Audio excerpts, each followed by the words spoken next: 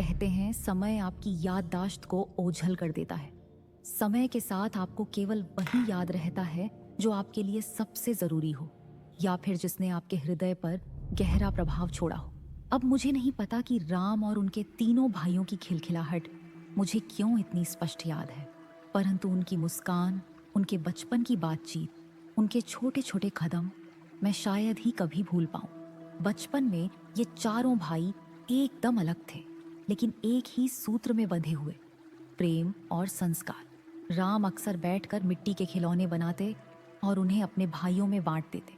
भरत हमेशा राम के पास बैठकर उनकी बातें सुनते। लक्ष्मण तो बस राम के बिना रहते ही नहीं थे, छाया की तरह साथ साथ। शत्रुघ्न को ज्यादा लगाव भरत से था, वो दोनों हमेशा एक साथ होते। लेकिन इन भाइयों से भी बड़ी लीला तो महल की दासियां करती थी। सब राम को देखने के लिए बहाने बनाती थी। कोई कह देती राजकुमार को दूध देना है, कोई कहती उनके कपड़े देखने हैं। लेकिन सत्य तो ये था कि सब उन्हें छूने, उन्हें खिलाने, उन्हें अपनी गोद में लेने के लिए बेताब रहती थी। और सिर्फ राम ही नहीं, लक्ष्मण, भरत और शत्रुघ्न, चारों भाई अपनी सुंदरता और चंचलता से अयोध्या के हर निवासी का मन मोह लेते थे।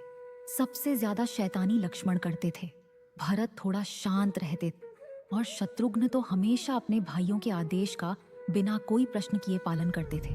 लेकिन फिर भी सबसे अलग थे राम। राम के चेहरे पर एक ऐसी शांति थी जैसे उन्होंने बचपन में ही ध्यान और तपस्या कर ली हो। उनकी मुस्कान देखते ही महल की दासियां अपने सारे दुख भूल जाती थीं। और फिर एक महल में एक कौआ आया। आगे क्या हुआ?